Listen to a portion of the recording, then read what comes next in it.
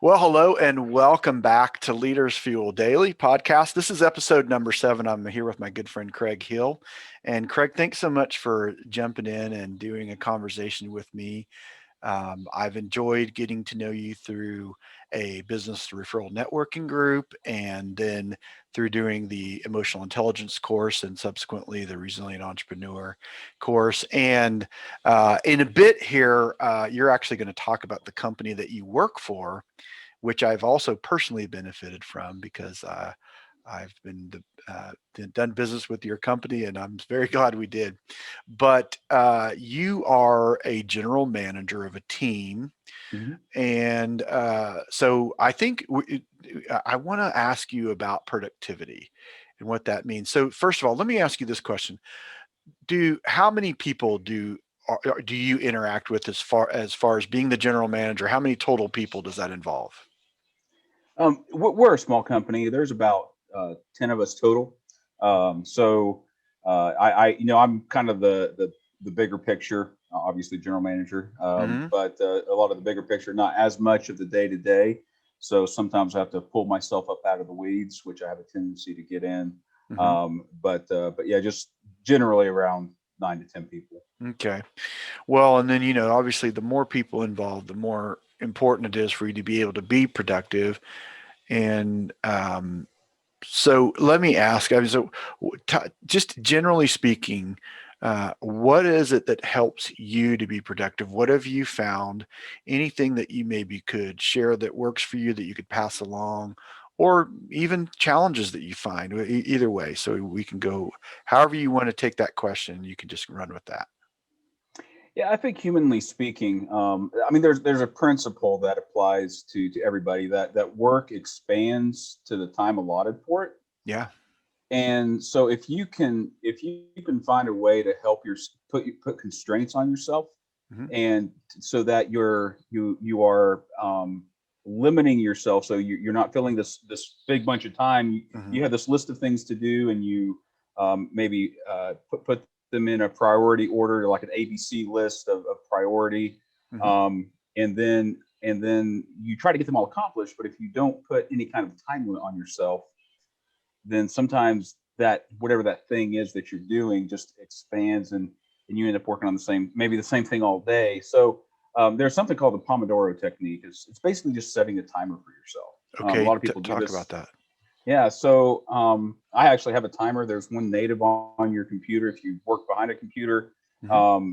you can look up timer on Windows 10, and you can set a timer for yourself. Hmm. And it allows you, it gives you the freedom to put everything else aside in your mind and say, I'm working on this one thing for the next 20 minutes. And you can even set a reward for yourself. Like at the end of this 20 or 30 minutes, I'm going to get up and go walk around the building just to get some fresh air. Hmm. So you kind of set this reward for yourself. And then it almost helps your mind focus on what you're working on right then and there.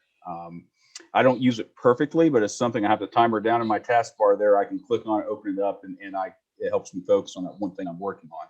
Yeah, it's So kind of like it's kind of a hack, isn't it? It's like you have this yep. thing, and when you need it, and really also this idea that like we're not made to be focused and all on for 8 hours a day. Hmm. And I think it sounds like what you're saying is you're kind of flipping the on switch with the Yep. timer, and when the timer's on for that allotted amount of time, whatever it is, you're on, and then Yep. time's up, you're off. Is Yep. that how it works?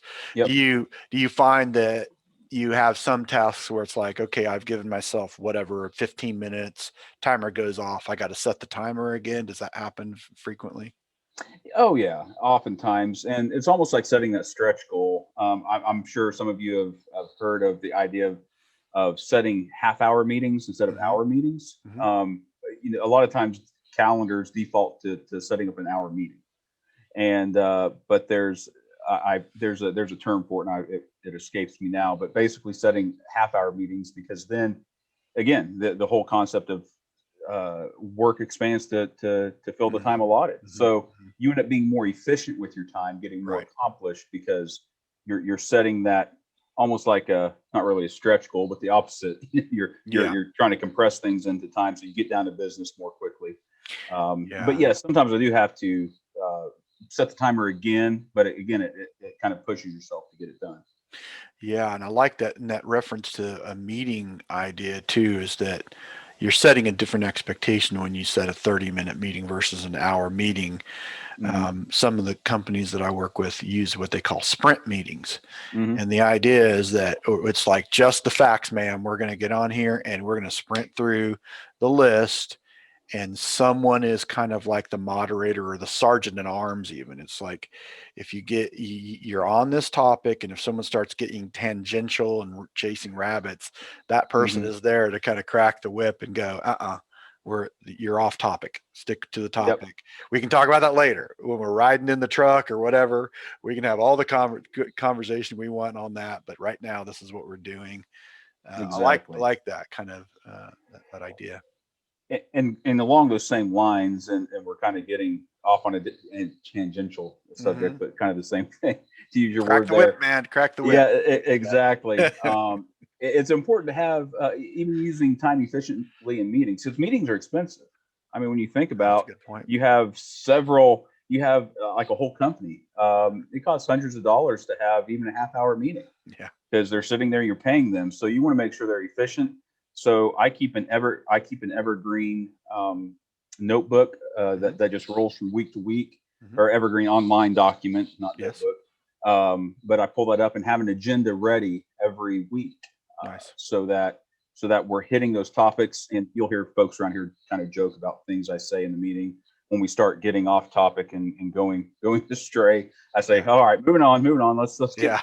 Let's get back into what we're talking about here when you That's get funny. back to work. But yeah, but having those agendas to make sure meetings are run efficiently as well is very important. Nice. Nice. What about like how this is a good question because you're in an office, you're in a building with a lot of people. Are Hmm. there any, I have a kind of a two-part question. One is, it's kind of the same thing. It's how do you manage distraction? And I mean, how do you manage it for yourself? And by the way, one of the things you just said, I focus for with a timer, but what? So there's the sort of your own personal self management, and then there's everybody who wants to come in and ask you a question, right? Hmm. So that's kind of a two-part question. What do you do to minimize distraction for yourself, and how are there any ways in which you make yourself unavailable for any period of time in order to be more productive? As simple as closing my door. Hmm. Hmm. That's about one of the easiest ways Hmm. to let people know, like I'm focusing on something, like especially if I'm doing something like payroll, like with commission, which I'm doing Yeah. today. I've got to focus so I can get it done Hmm. and get it turned in on time. So it's very simple. I shut the door. Uh, Yeah. Okay. Yeah, we that's good. typically leave doors open. Open door, come on in. Nothing. Um, So it's like a Not trying to social keep people out. cue. Yeah. Right. Everyone. So it's kind of universally understood. Open door, come on in. Closed door, unavailable. Right, Okay. right. Yeah. And this is kind of an odd thing. I typically keep my office kind of the lights off. I have a little ambiance light over here in the corner. Hmm. It kind of helps me focus instead of when it's bright. I don't know. Not everybody's like that. Some people like lights on, Sure. but I like it. Kind of helps me focus on what I'm doing. Just controlling your environment Yeah, a little that's bit. true. And I think too, there's something about fluorescent lights that has a different effect on you than if you use Hmm. another type of light. I'm sure. I'm sure there's been a study on that somewhere. Oh yeah. Yeah. Well, so are there any other, do you, this comes up often for me in coaching conversations when I have someone, and it's funny because it's usually early on in the coaching relationship where someone is really trying to get themselves kind of reined back in terms of productivity. So this is something that I've seen several people use, and it's this people that are like you got a lot of people buying for your time, but the biting for your time, whatever the proper word there is, that they need a piece of you. Um, and so you can close your door and have an unavailability, but then you also still sometimes have to manage. emergent issues, right? In Hmm. other words, if I don't answer this question right now, it could cost the company money. People out in the field could be waiting on, moving forward with the service of whatever they're doing. What I've noticed is people do things like, okay, closed door means I'm unavailable. If you need me in the next 5 minutes, send me a text or Hmm. some other way, or if you call and I don't answer, that means I'm in a meeting and I'm being fully present with someone. If you Hmm. if you absolutely must speak with me, send me a text immediately following. Hmm. If in other words, if you need me in the next 5 minutes in those situations, have you done any of that kind of stuff? If you guys needed to do anything like that? Yeah, so we try to team up around here. My assistant, who does everything like this, we couldn't run without her. Mm-hmm. She often has things that she needs to focus on, and vice versa. Like if she's working in QuickBooks and she's like, Mm-hmm. I just need some time to focus, and like we'll transfer phones to me, so that she can have this focus time, because there's uh, there's this psychological term called cognitive switching penalty. Yeah. And every time you get distracted from what you're doing, and this is a major inefficiency, is when Mm-hmm. you get distracted and then you go back to what you were doing. I mean, everybody's done it. You look at your computer screen and you're just like, where was I? And it takes you literally about 5 to 10 minutes to get back in gear to what you were doing. Yeah. And Yeah. so if you can help limit those by team, not everybody has the luxury to have somebody who can take calls for them, or make sure that Sure. nothing else comes through. But even putting your phone on do not disturb. Yes. A lot of times you can set it to where if somebody calls twice, it will still ring through, so Mm-hmm. you're not missing emergencies. But you Right. can even start setting the expectation to where if you need me, text or call twice, something along those lines for the Yeah. people that you work with closely. Now, if it's a customer, you can't always manage that, but yeah, if you can keep that focus, then you're not wasting that time and just trying to get back into gear into what you're focusing on. That's a great, good thing. I love that idea that um, you use there's a lot of times in like email systems or phone systems, there are rules that are built into the system that Hmm. we don't typically avail ourselves to those things. I mean, you mentioned like do not disturb on your phone. One of the best ways to be productive is turn off all the notifications. The little red Hmm. dot can be the serious death of productivity, can it? Yep. So if there's a way, just you don't need it, turn it off. People like get rid of all of the stuff that's coming into your inbox that has nothing to do with your productivity and your business, and Hmm. so that you're not even having to manage all that. Um, but there's systems that you can set up. But I like that. So you still have a way, like you said, 2 calls in means you get through on the second time. You still have a way of managing the urgent or emergent issues Hmm. that come up. And so, good, good. Those are good reminders, man. To do any, and then yeah, and like what you said, different ways of managing your environment to make it more productive. Um, I want to hear more. I will share one little thought before it escapes me, and that is, um, one of the things that helps is if you know you're going to come back to a task the next morning, set up your environment to jump right in on it. So Hmm. set the stage for the night before Yep. when you leave the office, or if you're working from home, when you leave your desk, put everything ready so you can jump right in. Yep. By the way, I love that reference about that. What'd you call it? Cognitive switching, all right? Cognitive switching penalty. Yeah, yeah. They did. I think the study on that, it's like 23 and a half minutes of time before More you than can I get, was thinking. Yep. yeah, back into the zone. Well, the point is that's if you don't get interrupted in the meantime. So it's like almost every time you lose that focus, you're almost giving up 30 minutes of time if you don't get interrupted again. Hmm. So that even makes it more imperative that you. And then the other, there's another bit of that, and it's called attention residue. And so even when you get back in the zone, you're still like holding on to the residue of whatever it Yeah, is you got distracted by. that's right. So it's working with your mechanics of your brain is a thing. What else? What are some other things? Anything else that has been helpful to you in terms of productivity? Yeah, well, going back to what you said, real briefly about Sure. having your environment set up. Hmm. Sometimes, you I'll leave tabs open on a screen Hmm. so that I can come jump right back into that exact thing I was Pick up working where you on. left off. Yeah. Now having too many tabs open is a detriment too. I've got two 32-inch screens here, and I've got like I can't even count how many tabs I have open right Yeah. now. It take Yeah. me a minute to count them, so that can be a detriment too. Sometimes I have to close everything else out because I mean there's a misconception that we can multitask. We really can't multitask. Yeah. We can That's a just good it's point. how quickly you can switch between tasks. Hmm. Um, some people are great at like pinging back and forth and being able to catch up to where they were on one Hmm. task and to another, but nobody can truly do two things at once, right? You can only do one thing at a time. Hmm. And I actually had a good talk with I was talking with my assistant, and she was basically saying, you just got to pick the thing and just work on it. Sometimes you get this kind of overwhelmed feeling you don't know where to start. Yeah.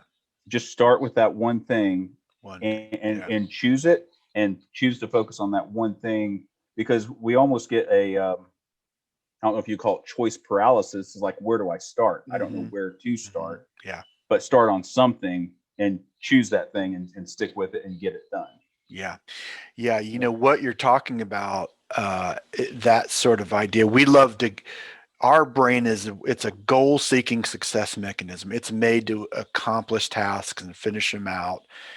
There's a really well known, it's like a TED talk ish. It's not really a TED talk, but there's some, I'm going to say like Marine, guy, it's a general or some sort. And his whole thing is make your bed. Like, and you Hmm. get up in the morning, the first thing when you get out of bed, make your bed, because then your brain knows that it's finished one thing successfully.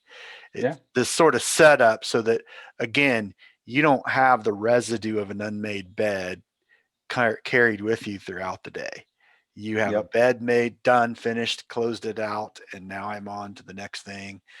And it is it's connected to this idea that we are, if we think we're multitasking well, we're lying to ourselves. Hmm. We're what we end up doing is we do two things or more things worse rather than doing one thing better. We're not doing two things well at the same time. We're Exactly. actually, yeah, and that sort of um, law of diminishing returns. When you're Yes.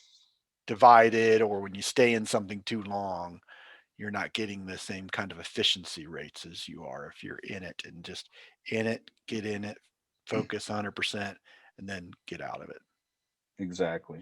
And some people are more prone to be morning people. I wish I was more of a morning person, because you can get more done between the hours of 5 and 8 or 6 and 8 Hmm. when all customers aren't calling, coworkers aren't asking questions. So if you're that person Hmm. and you love it, it doesn't bother you to get up, and you love to get up early, that's a great tool to be able to get a lot done in a very short amount of time Yeah, that it way. is. It is. Very soon, I'm going to be talking with the gentleman, Lonnie Decker, and he's going to share about that. We were actually on a meeting today, and there was a question that was asked. It's kind of an icebreaker question. It was like, if you had 25 hours in a day, what would you do? And he was sharing about his morning routine, and so I'll be look forward to hearing the value of how that's been for him. And I've certainly benefited from that tremendously. So good. That's a very good point, though. All right. So any other sort of anything that we might be missing that you would want to share with people as far as productivity is concerned? I'm kind of making up this categorization on the fly here. Hmm. Kind of what we've been talking about, some active productivity. Hmm. Um, there's something else. I think you could probably call it passive productivity, Okay. What is that? and by that I mean automating, automating your life. Mm. Automating things that if you find there's a repetitive task you Mm-hmm. do, Mm-hmm. find a way to automate it. Yeah. Whether that's with technology, a lot of times it is with technology. Mm-hmm. Um, I read or heard about this guy who it would he wrote this script that would automatically text his wife if it got to a certain point during the day and he hadn't left a location yet. It Yeah. would like automatically text. Now it's going a little far, but Yeah. Yeah. but find a way to automate your life for repetitive tasks. Because one thing I think about it this way: you're like, well, I'll spend an hour. I don't have an hour to go automate this thing, or half an hour. Mm-hmm. But if you think if it saves you 5 minutes, several 5 minute segments throughout a week or throughout a day, Yeah. it's not the law of diminishing return. Actually, is a greater return after you get that automation set up, Mm-hmm. and then you save that time and you automate this thing and you save 5 minutes. Let's call it 30 minutes a week, and Mm-hmm. you add that 30 minutes up a week for 52 weeks. Then you find this other thing to automate that saves you another, and so it helps you just be a much more efficient person. Yeah, it increases your potency. I just had a conversation right before this with someone else, and we talked about leveraging activities, and that taking, stopping and pausing and taking that time to set up whatever that is, it leverages. It's Exactly. leveraged higher. Yeah, that 30 minutes right now saves you countless hours later on. Yep. That's a good. Like That's a great one. I like that. here's an example. Some people, I have friends who are developers, Hmm. computer developers, and I mentioned this program to him. He's like, he wasn't even aware of it. So maybe there's a lot of folks out there who aren't aware of this. If you're techie at all, or Hmm. tech savvy, Hmm. there's this automation platform. They have preset automations. You can get Slack to talk with Gmail, or Oh you yeah. can get all these things to talk together, and they're already set up. You don't have to develop. You don't have to write script. You don't have to Recreate it. know how to code. Hmm. And it's called Zapier. Yeah. Yeah. They're not paying me to tell you this. I've just Yeah. used some. Yeah. I've Sure. just used some of their Yeah. They're products. snippets, they call them, I think, right? Exactly, Hmm. exactly. So here's an example. We have somebody who uploads invoices to QuickBooks online for us. Yes. My assistant. Well, I always try to ask people, what do you not like doing in your job? Hmm. All right, let's find somebody who likes to do that thing, and let's delegate that activity to them. So Hmm. she hated, well, I say hated, she strongly disliked doing uploading invoices into QuickBooks from Yeah. vendors. Yeah. And so I was able to find this Zap, as they call them, Yeah. that allowed her to basically drag that email into a folder. And when she dragged into the folder in Gmail, it automatically put it in a shared folder in Google Drive that was accessible to this person who was uploading. So it automatically put it in this folder for her. She didn't have to, it cut like two steps out for her. Hmm. So there's things you can do like that. Just if you examine what the activities you do throughout the day Hmm. and identify ones that are repetitive, Yeah. think, okay, what can I do to not have to do this activity over and over again? Yeah. That's a great So point. I love doing Very good. that. Like processes, procedures, Hmm. that are wonderful and help you know help make a well-oiled machine in a Yeah. business. Yeah. Nice. Nice. Yeah, that's very good. And that the sort of theory of what you're saying there is a lot behind when I built the Leaders Fuel system, is to give those kinds of framework to frame the work that a business that it like that does. So outstanding, man. So many good things, great takeaways. I hope people take notes. And also, I always want to encourage people, if they're watching this or listening to this, type in comments. What are we missing? Because we're having a conversation here. I want people to share other ideas. So I hope people will do that. That's my hope. And all this is about entrepreneurial empowerment, and whatever, just empowers what we do as entrepreneurs. So that's what we're after here.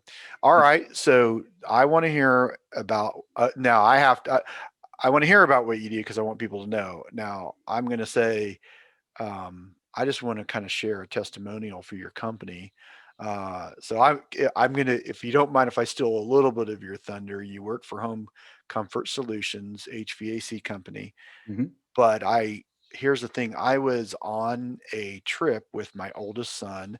I was several states away from home, and lo and behold, my wife and my other son were still at home, and our air conditioning unit went out, and it was middle of summer, seriously hot, and I was able to connect with you guys over the phone and know that I was not being taken advantage of in my situation. I could completely trust what was happening. I was able to talk through the most appropriate option for my situation, and then know that that was going to be installed and everything was going to be taken care of with people that I could trust, with my family back at home while I was, away. That was amazing. And of course, the best part is on the back end, everything's more efficient, and it's helped our bills and all of that in its own way. So that's my plug. That's my testimonial. All right, so now I'll stop there and let you take it from there. What do you talk about? What you do? Well, that is. Thank you for saying that, and I'm so glad that you had a great experience with us. Mm-hmm. I wish, like with any business, not everybody's experience is 100% every time, but we really strive to have every customer we have, that they have a positive experience. It's funny. We actually had one lady come in, and she was like, "Oh, I left a review online, and I don't know if I could say this or not, so I didn't. But you're like the Chick-fil-A of HVAC." I was like, "Well, you should have written that, hashtag Chick-fil-A Yeah, HVAC, you didn't say HVAC it's my Chick-fil-A." pleasure, did you? Right Yeah, after that. actually, I think I did. I did. Awesome. But we really strive to provide tremendous value. Hmm. And I tell people this all the time, like we're not the cheapest Joe in a truck out there, Yeah, but when you call us, you're going to get somebody. yeah. And if you don't get somebody right then, we're going to be calling you back that day. And if for some reason we don't, that's because something wires got crossed and we didn't get a call. But we Hmm. really strive to provide really excellent or superb customer service, Hmm. and get people called back and provide quality work.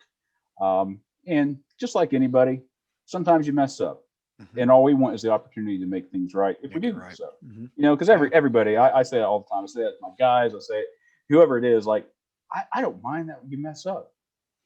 Just don't do the same thing again Yeah. over and over again. Like, Yeah. mess ups are a part of life, and we understand that, but we always want the chance to make it right, Hmm.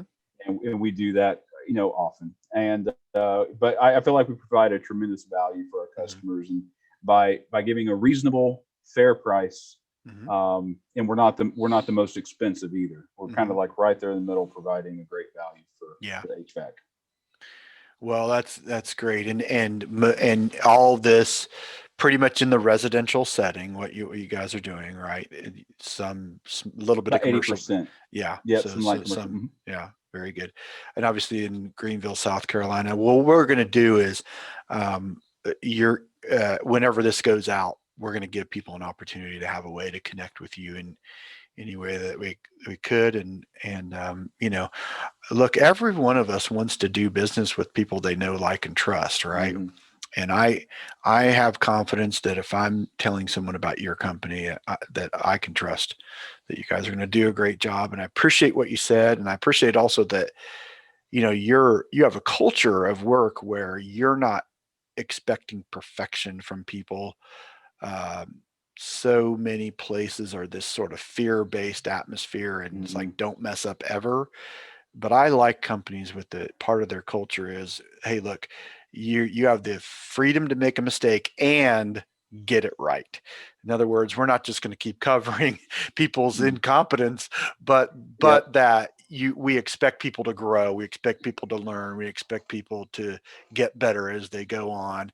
And part of that is, you recognize when you make a mistake, you own it, and you fix Mhm. it, and then you know better next time. So Yep. I think that's a wonderful, that makes it a great place to work, I'm sure. And so I appreciate that very much. So, Yep. well, Craig, man, thanks a lot. I appreciate it very Thank you. And much for I being a just part of like to this. I like to open up too. Like if anybody out there, I'm a kind of a techie nerd, I guess. Sure. So if you are trying to figure out a way to automate something, that's the kind of thing. Creating processes just makes me tick. You enjoy It that. just makes it's like the thing Nice. that drives me. I love it. So if you need an idea, there's so many apps and different types of technology out there that you can use to your advantage. If you need it, I'm happy to share ideas. I may not have an answer, but I might, and be Yeah. happy to talk to you about Nice. that. And of course, if you have HVAC needs, happy to help Of you. course. Yeah. All right. All right. Good. Well, good stuff. Well, thanks for that. And thanks for making yourself available for the Leaders Fuel Daily podcast.